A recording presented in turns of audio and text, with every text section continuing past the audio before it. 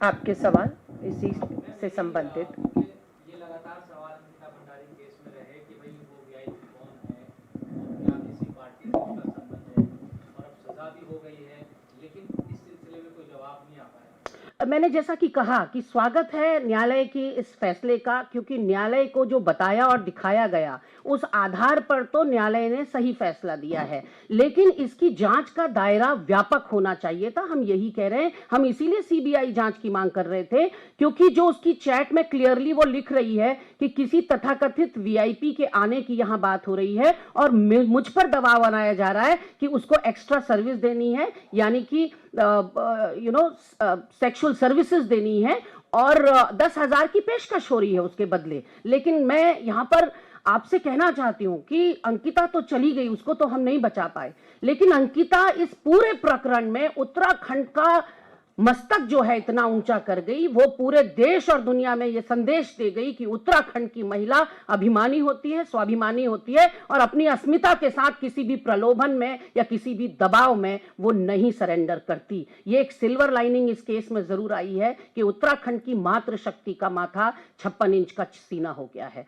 और वीआईपी की जहां तक आपने बात कही, वो सफेद पोश है। उस वीआईपी के लिए भी अंकिता के पिता ने एक चिट्ठी लिखी आत्मदाह की धमकी देते हुए, दूसरी चिट्ठी लिखी वकील को बदलने के लिए, तीसरी चिट्ठी लिखी वीआईपी मुझे संशय है, शंका है कि वीआईपी आपके दल का कोई सफेद पोश है। उन्होंने तो नाम भी लिया था, मैं नाम इसलिए नहीं लूंगी क्योंकि पुख्ता कोई सबूत हमारे पास है नहीं। चरित्र बनाने में वर्षों लगते हैं, बिगाड़ने में तो एक सेकंड में चरित्र बिगाड़ा जा सकता है। तो मैं चरित्र हनन नहीं करना चाहती, मैं वो नाम नहीं लेना चाहती। वो उनका लेटर जो है वो सार्वजनिक है, वो गूगल में आप ढूंढेंगे, कहीं भी ढूंढेंगे तो पिता का चिट्ठी मिल जाएगी।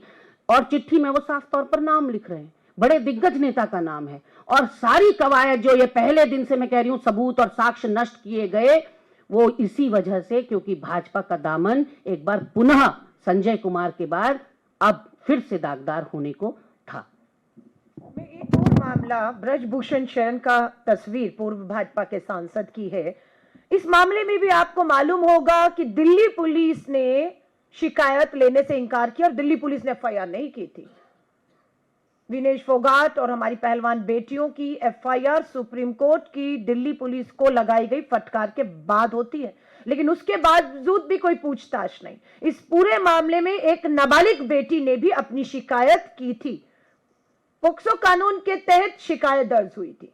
आज पता लगता है कि दिल्ली पुलिस, वो दिल्ली पुलिस जिसने शिकायत लेने से, एफआईआर करने से मना कर दिया था, उस दिल्ली पुलिस ने जो है क्लोजर रिपोर्ट जो है वो पेश कर दी कि इस मामले को बंद कर दिया जाए, इस मामले में कुछ नहीं है।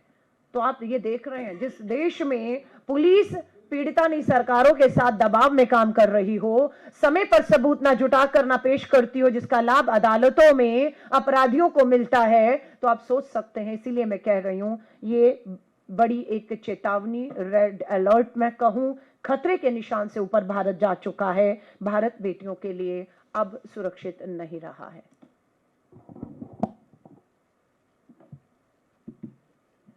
आप सभी पत्रकार साथियों का धन्यवाद।